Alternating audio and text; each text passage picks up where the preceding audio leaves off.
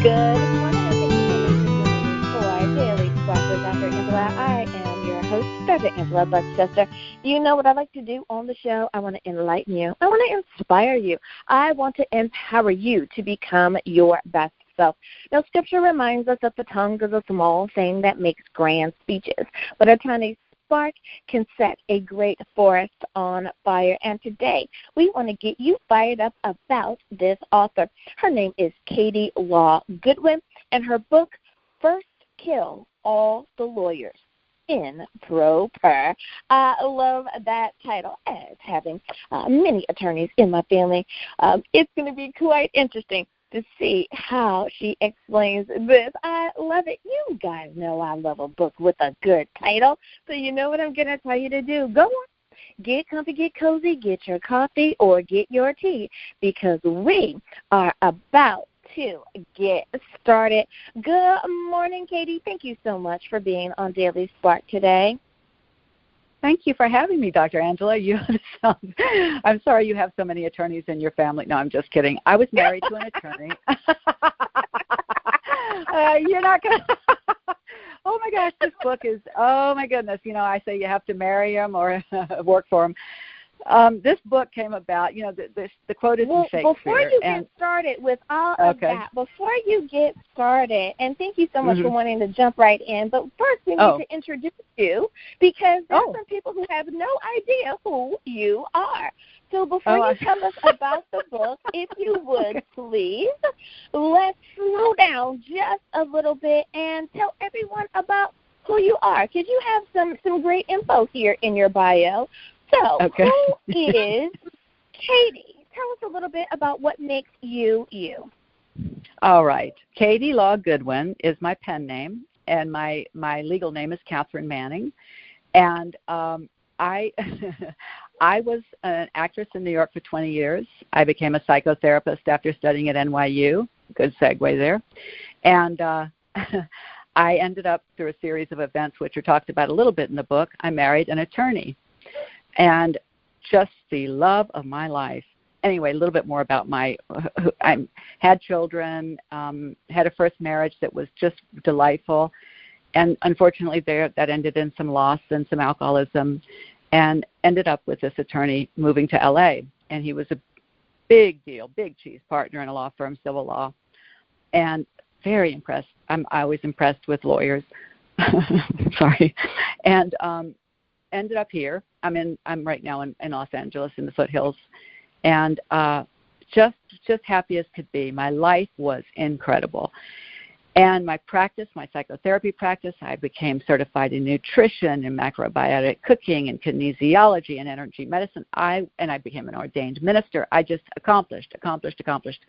And it was going really well. And this man was just so supportive.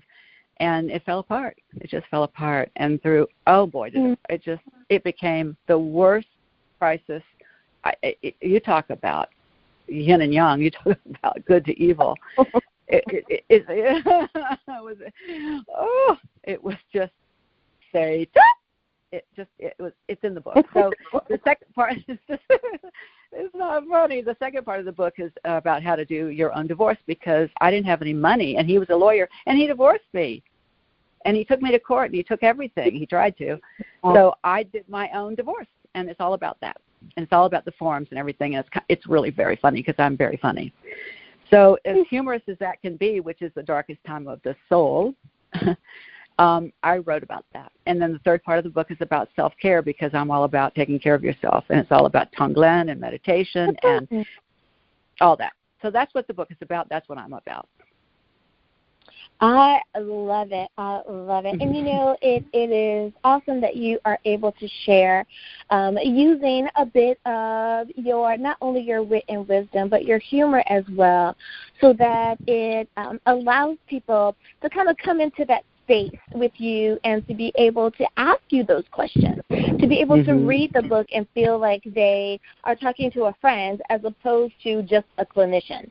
So many times we pick up a book and the information is great, but you feel like you're back in college, and it's like, wow, is this a lecture or what? I don't want to read it. It's really hard to get through it because it doesn't have any of that personality in the book. So I think that you did a really awesome thing there. Now, being an author, is that something that you always wanted to do? Was that on your list of to-dos, or did you find that you simply needed to share? That was the next step for you on your life path. Oh, I loved what you said about the being a clinician and yet staying open. I always wanted to write a book. I was told in college, I majored in English, and my English teacher said, you must write a book. It's in you. And I've written 2 others, but only this one is published. And yes, I've always wanted to write a book. I love to write. I am a good writer. I'm a good writer. Got good reviews, this book. If I was compared to, I ramble like William Burroughs in Running with Scissors. I thought that was a compliment. Everybody said that wasn't, but I think it's great. So I do ramble, so what? Oh, well. But it's wonderful, though. Yeah. It's wonderful. Out there. Yeah, and I love writing. And I went on and got a master's in English at Wake Forest. And I love writing, and I love writing, and I love writing. And I'm very funny. So the book is funny at the same time as tragic, because when crisis happens, it's also opportunity. And the only way to get people to listen to you is not to be a victim, is to say, well, this sucks. Sorry. But this is also funny. It's just sad and funny.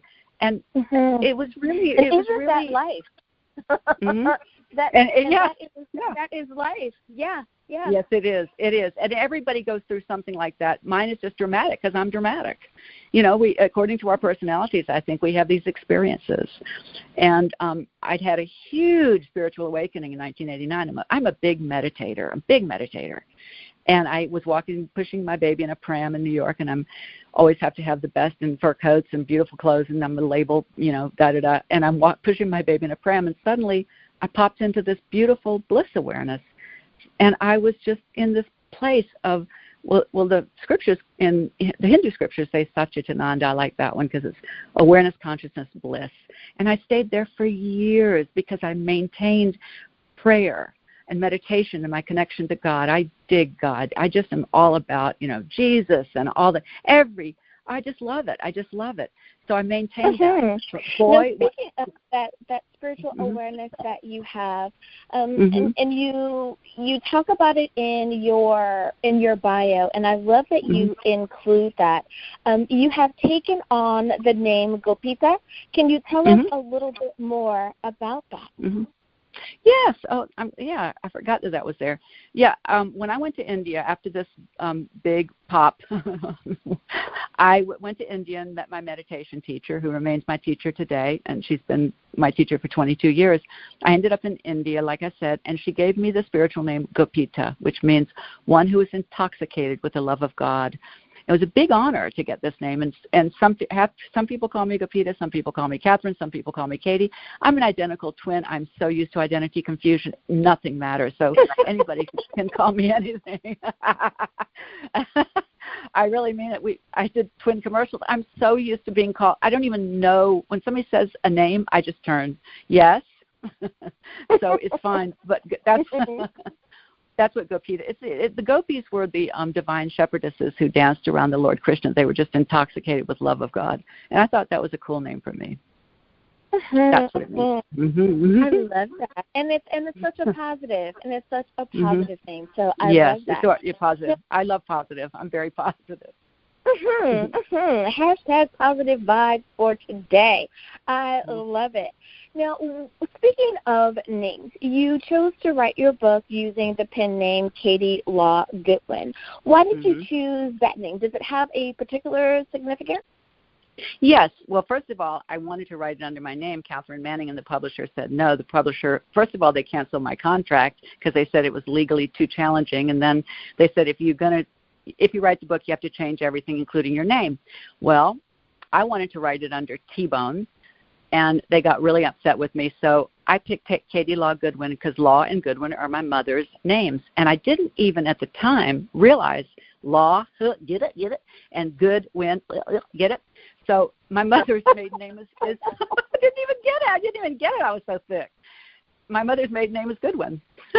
How about that? So that is amazing. It was talk about a channel choice, right? Absolutely. You know, it's like someone saying, like, it's just serendipity, right? It's like it was right. It was serendipity. So it was chosen for me. Sometimes you just can't fight what the universe has out there for you. I love it. I'm telling you. Yeah, that's exactly right. Just goes on and on. It does. It was great. These are great questions. Well, thank you. Now, when you decided to write the book, did you have a particular something that prompted you that said, yes, right now is the time? You know, not 6 months from now. No, you didn't miss your window, but now is the time to actually put old-fashioned, pen to pad or to get on your laptop and make this book. Was there a prompting, a knowing? You know, I had the experience. It was so amazing. The last couple of years of this traumatic, horrible marriage that I had that was the best thing that ever happened to me then became the worst. The experience I had was I'm not doing anything. I'm not the doer. I'm the done. And I was just aware that it happened despite anything. It was just happening. It kept happening. I really was just writing. It wasn't channeled, but I got up every morning at 5 and wrote for 2 hours and then had my day. And I had a terrible, terrible financial hit. I had to sell my furniture, my jewelry, my clothes, and move into I was pretty much homeless for 2 weeks, and then I moved into a very different type of house, which I'm still in, which I love. I've gotten very simple, and I love it now. Don't own a thing. I just love simplicity in my life now. But, boy, I was not like that when I was married to Eli. And I just was very much into objects and things and property and prestige. So I had to change. But the whole time I was doing this divorce, which was I was vacuuming at 11, doing laundry at 12, getting up at 5 to do the pleadings for court the next day, and writing. It was writing me. I just kept writing. So the beautiful part of doing this humiliating, horrible divorce in court is my own lawyer. And there were 2 lawyers against me, and they were really good. And I would just say things but I did well. I read. I mean, anybody can really do it because it's not that hard. It's just tedious. But I did it because I had to. I didn't have any money. And I didn't know that I'd get reimbursed because it's family law. Nobody's guilty of a crime except intolerable unhappiness. So you don't really know if you're going to get money back. But it gave me a book, and it gave me a good book.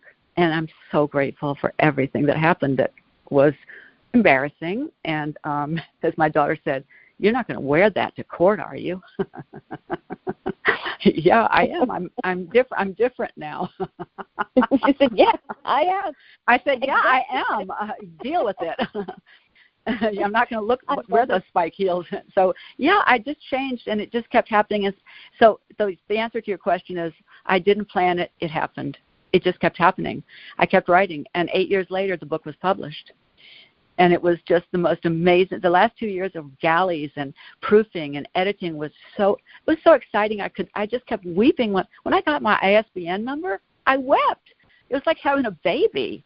Oh, it was so exciting. Oh my God! I just feel like the biggest accomplishment of my life was that book. No, you are so right, and it's true. Because I too became a little giddy about that. It's like finding out that you're right.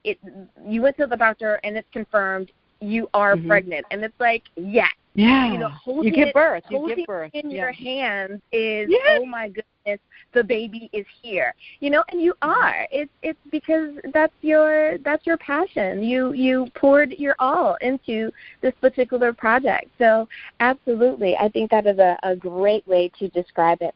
Well, it is time for us to go to break, Katie. But before we do, can you remind everyone what is the title of your book? Where can we get a copy, and how do we stay in contact with you? Okay. Well, you can get the book at any bookstore as far as I know. I've seen it at Barnes & Noble, at let's see, what definitely on Amazon. It's called First Kill All the Lawyers, subtitle In Pro Per, under my pen name, Katie Law Goodwin. You can get it I have a website, Katie Law Goodwin. You can buy it there. You can buy it on my website, which is Southern Fried Spirituality. Southern Fried Spirituality. It's all there. And you can get in touch with me. There are ways. Okay, there you go. And you can get in touch with me. There are ways to get in touch with me on the website. I'd love to hear from anybody. This is so exciting. I love talking about this. Well, listeners, now you know where you can get a copy of the book. We'll be back right after this.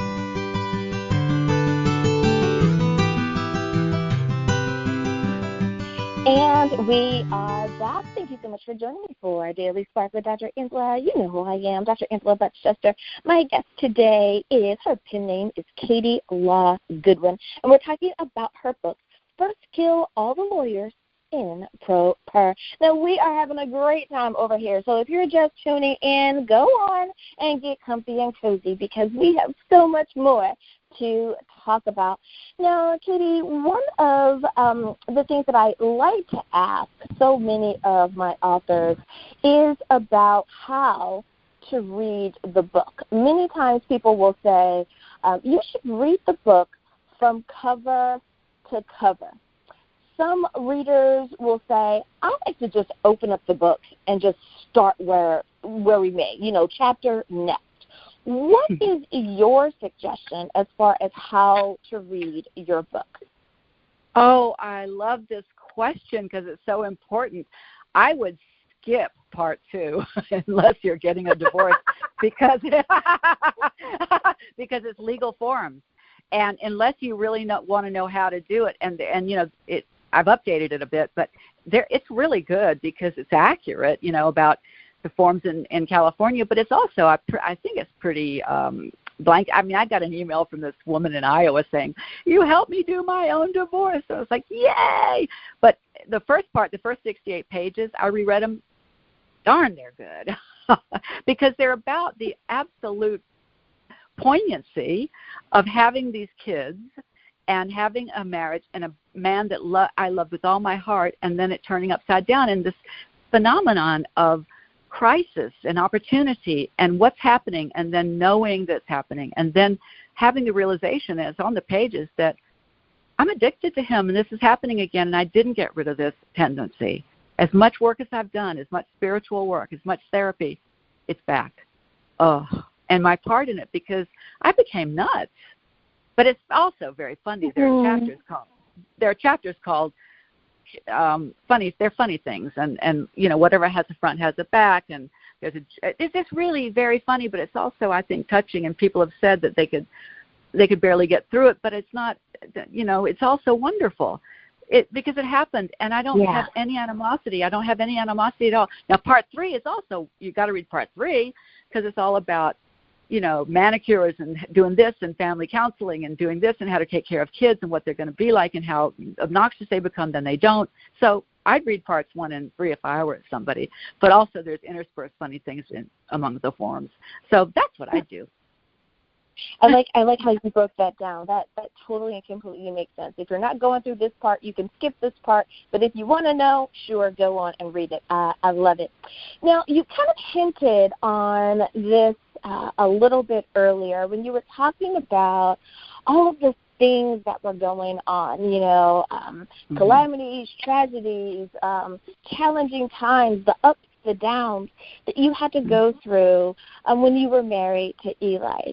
Now, I happen to believe that nothing is happenstance, that we are able to garner a lesson from everything that has happened if we sit down and take the time to reflect. Do you find that there is significance to the things that have happened? There was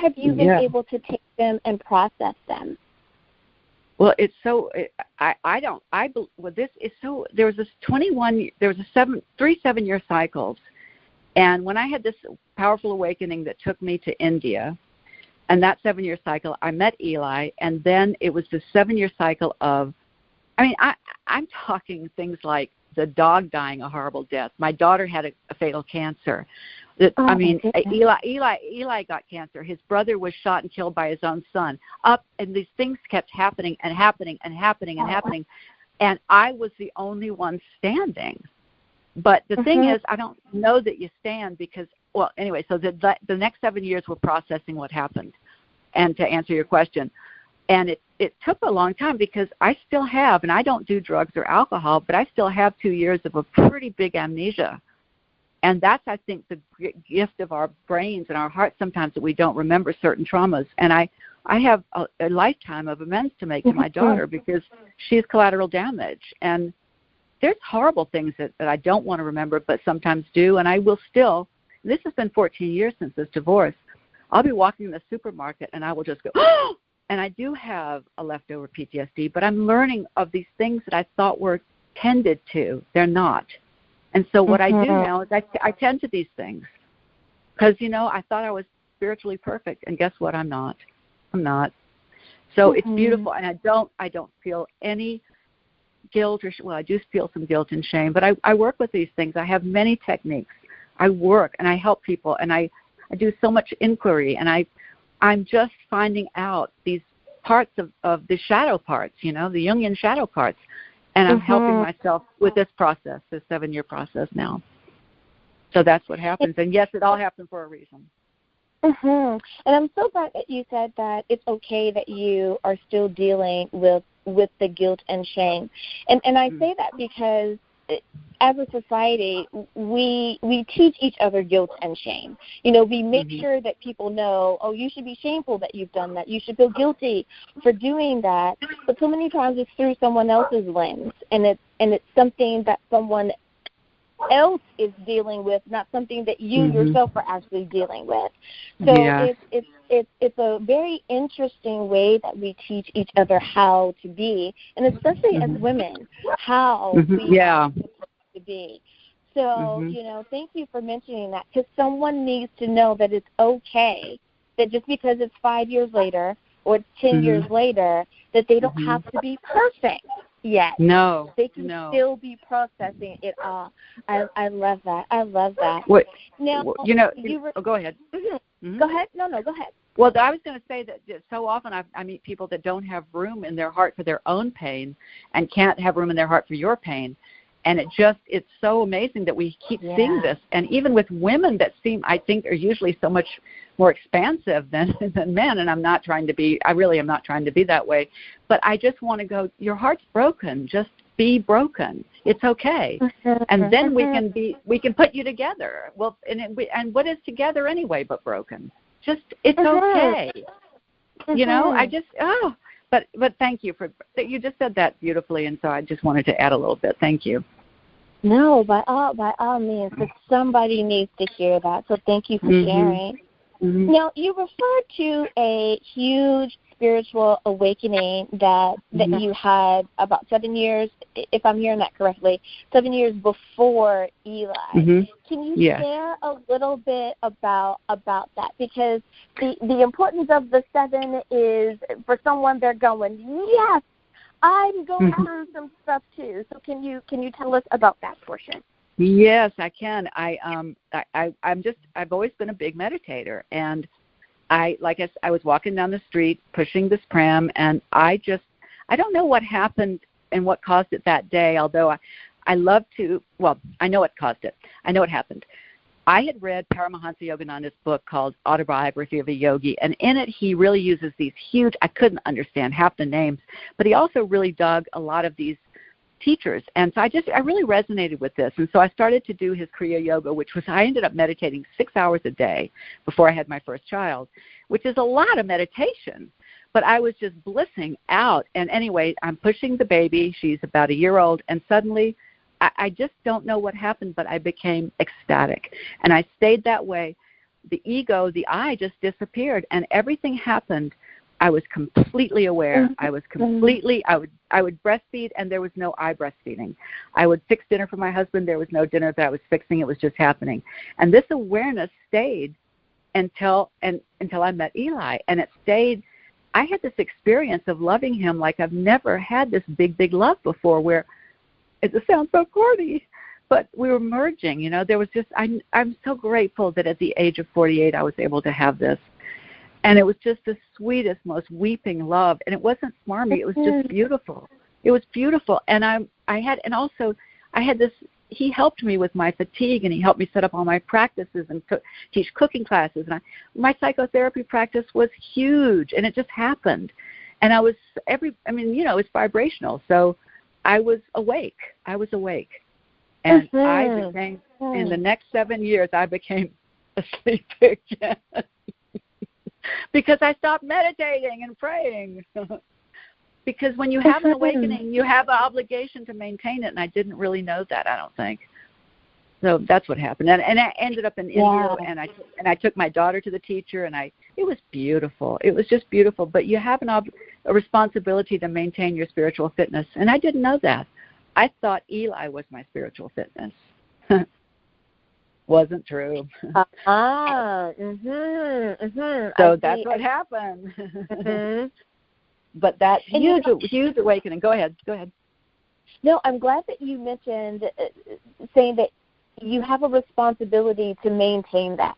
You know, that someone else isn't going to maintain it for you, that you need to maintain it. The same way that if we want to stay in peak condition, whatever it is, if we want to stay on our game, we have to practice. We have to put time in. We have to read, or we have to sing, or we have to meditate or pray, or whatever it is. And it's so interesting that people are willing to do that for their career. You know, I need to take a class. I need to get a certification. I have to go back and do something. But yet they forget to do that for their spiritual self. So you are you are so right about that. I like that. And it's also so funny because I just think just as much. This is going to sound very crystal heady because I live in LA, but I'm not a crystal head. But it's like just as the forces of this good were pulling me, so were the forces of bad, and it just was it's so brilliantly obvious to me now that this was happening. And so I'm grateful to Eli. I've never seen him again, but he just disappeared. It's like he just was this thing that happened. Isn't that weird? It's so weird. And I haven't seen it, and I brought up his children and for years, and I haven't seen them. Everything disappeared, but it was so painful, and I'm left with residues of really bad tendencies and places where I am ashamed and guilty and hurt. But I'm working. It's not like I sit and weep over it, like oh. It's not like right. I see it, and I have amends to make, lots of amends to make, and I'm doing that. It's okay. I do it. It's fine. And I also have PTSD when a door slams. I just go, oh! It's just I'm dealing with that too. I have techniques of things to do where I didn't realize it was there until I did. But my life is simple and it's really peaceful. Yeah. And so that's it. You said that you don't realize that it's there until you do. Because I think for so many people, when they've been in a relationship that has taken them emotionally up and down, you do have relational PTSD. That person has put you through something, and we have to grieve that relationship. We have to heal from that relationship. We have to learn how to be ourselves again and remember who we are.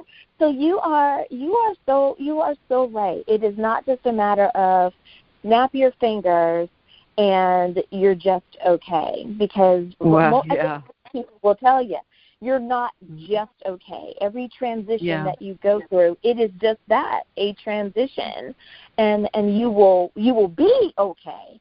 But you have to get there. You have to get there first. I love it. Yes, I agree with you. I agree with you. But I think that for me, what I'm afraid of and was afraid of for the 7 years after the downfall was this intense diminishment of self, and how much I really saw that I wasn't the brave spiritual warrior I'd been. And this next process of 7 years is building up to finding that self again. But Dr. Angela, it's taking me a long time, but I'm very patient with myself now, and I love the space I've given myself for this process, which I never did before. Never did it before, So this is all really good, very painful and very sweet and very poignant and also very wonderful.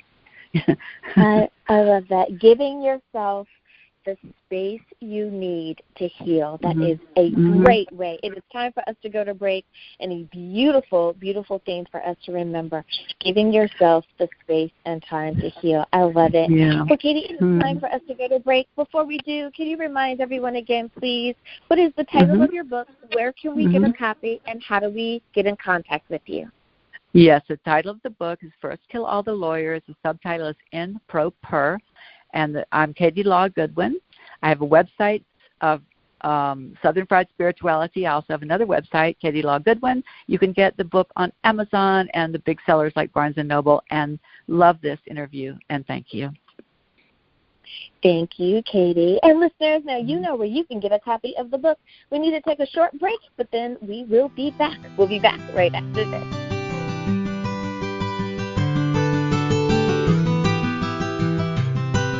And we are back. Thank you so much for spending time with me here at Daily Spark with Dr. Angela.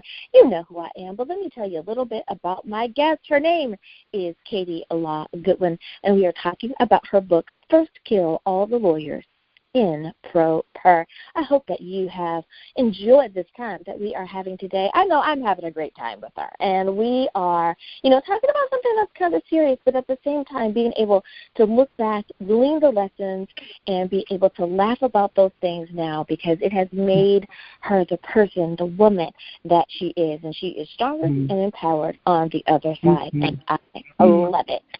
Now, Katie, let me ask you about the chapter 2, the second section there, that you can skip if you want to, but for the person who needs to read it, right? For the person who needs to read it. And I love that. Listeners, yep, she said, you can skip 2 if you need to skip 2, but that's the divorce section. I love that, but that's the divorce section. So for the person who's actually looking to get divorced, what advice do you give about hiring a lawyer, not hiring a lawyer, how to find one, how to avoid all of that? What do you talk about that? I really talk. I suggest if you're going to get a divorce, you read part 2 really thoroughly, because it's actually, I read it again. It's good, and what it is, the forms are updated, and you can get everything online in your state. Now, luckily, I live in a community property state, so everything's divided half and half. Even probably children. There's an arm and a leg here. Not really, haha. But seriously, I think that I just thought that's kind of sad. But I think that to find a lawyer, well, first of all, if you don't have a lot of property and you don't think it's going to be terribly contested, I suggest that everyone go to a lawyer for one consultation and pay the hourly fee, so you get information on your state, and do that, and then follow the instructions, because I take you through the petition, the summons, the response, how to write a declaration, how to, even down to the how to separate out the IRAs and the quadros, and how to do a settlement conference. And Eli took me to trial. We were married 3.5 years. He was just a dodo bird about it. He just as he said to the judge, I just want to hurt her. And so he spent, I think, 95. This is 14 years ago. He spent $95,000 on the divorce. I spent $5,000. So he was just it was just silly, but it was, look at what I got, a wonderful book out of it. I did it all, and it was just it was so. I mean, I just love going to the 6th floor at Los Angeles Superior Court and getting a tuna melt for lunch every day, because it was so insane. It was so insane, but follow part 2, and it was interspersed within it are some funny little vignettes. So I would just look at it and follow the forms, because you will have pretty much the same thing in wherever you live, and do it. Listen, if I can do it, anybody can. So you can do it. Right. You can do it. I understand. And just to be inspired, and just know that you can do it. That you can, just believe first that you can do it. That not only are you able, but that you can do it, and that you will be okay. And I love that encouragement that you're giving to someone. Now, speaking of divorce, for so many cultures, for so long in that culture, divorce is something that is frowned upon. It is a taboo topic. It has carried a stigma with it for quite some time. And some people would say that it still perhaps carries a stigma.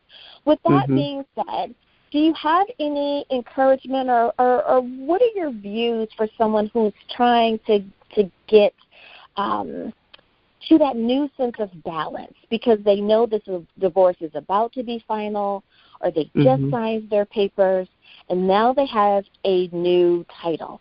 They're a divorcee. Yeah. How do they do? A single parent is usually what you're talking about if it's a woman. But, I get so incensed when somebody says, your marriage failed. There's no such thing because marriages begin and end like days and nights, or lunches. You can't have who says your marriage failed? That just incenses me. So you don't get to say that. And also when somebody says a broken family, a family can be two people, one person. I think we have to instruct the person speaking that that's not true. And so I moved into a very kind of constricted neighborhood from where I was before, and these people, I think I should put an A on my chest, a scarlet A, because nobody would even knock on my door, and now they've accepted me, but everybody's married for a long time, and it's like, geez, but I don't, I notice these people aren't very happy sometimes, and I don't admire that. I don't think it's great to stay in a marriage if you're unhappy. Life is short, it's a great deal of courage to get out of something that makes you unhappy, and to do it the right way. It's much harder than anything I've ever done. It's horrible because it's so much grief. There's no body to grieve over. It's just ongoing pain. So if you know somebody that's getting a divorce, invite that man or woman to dinner, even if it's just couples, because I can't tell you how lonely we are. I can't tell you. It's just so awful to treat us like we're pariah. So that's what I have to say. That's true. Absolutely, and especially in today's age, we do need to look at how we treat each other. That we should concentrate more on the positive sides of life. Let's love each other. Let's have conversations with each other. Let's sit down and have coffee or tea together. Which is why I say that in the beginning. Have your coffee, have your tea. That's something that while we are all enjoying the show, we're doing it all at the same time. Because guess what? We are, as Dr. Maya Angelou used to say, we are more alike, my friends, than we are unalike. And if we can just find those things that bind us, I think it's amazing. Well, Katie Law Goodwin, thank you so much for spending time with me here on Daily Spark with Dr. Angela. I have enjoyed my time with you today, and thank you so much for sharing about what went on in your world, but also for inspiring and empowering someone else who may be going through the exact same thing. Thank you so much for spending time with us here today. Thank you so much. I so appreciate it. I appreciate your enthusiasm and your questions. Thank you. Well, listeners, I want to say thank you for tuning in and spending time with us here today as well. Now, of course, you can always pick up a copy of her book, not only on Amazon, but on her website as well. And I love it, be it that I am originally from Virginia. She is on a southernfriedspirituality.com. The book again, First Kill All the Lawyers in Pro-Per. As always, may the Lord continue to shine his face upon you. May you receive his grace and his mercy in all that you do. Until next time, everyone, remember that you are blessed in the Lord. Have a great day, everyone. Bye-bye.